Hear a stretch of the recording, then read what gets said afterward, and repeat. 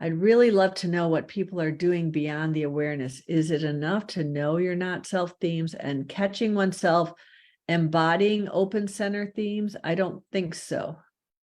So okay.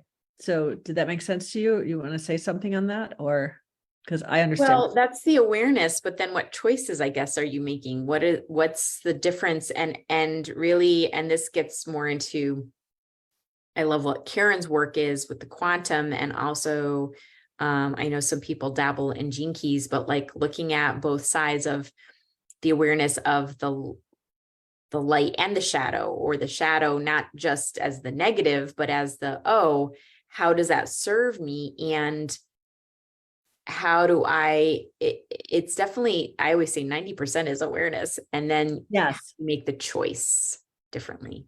Yeah. And one of the things that I like to say is once you see yourself in the shadow, you know which way to look for the sun, right? You know which way to look for the light. So if you see the shadow, then the sun is behind you. So turn around. That's all you got to do.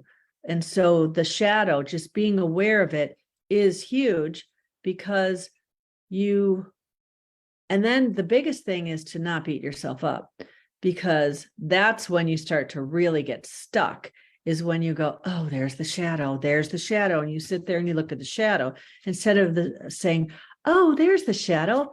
Turn around, look at the sun, and being grateful for seeing the shadow, right? Oh, I like when I start to feel that bitterness coming in as a projector, and I can say, oh, there's the bitterness. Okay, this is a sign. I am not feeling recognized and invited. What invitation am I accepting that's not correct for me? What invitations am I initiating instead of waiting for? And you can look for the things in a loving, gentle way. So, and she says, what does that look like in life, Kathy, turning to the sun? It means just gently noticing, oh, here it is. I'm kind, she says, got it. Okay. I think I explained it before I said that she'd asked.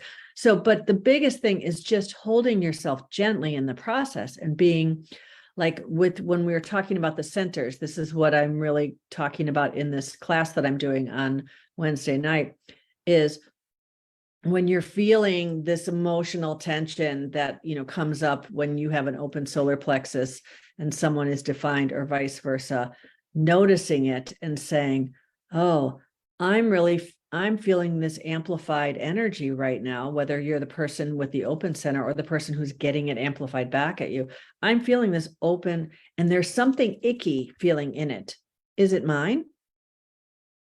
And if it's yours, okay, thank you for showing me this.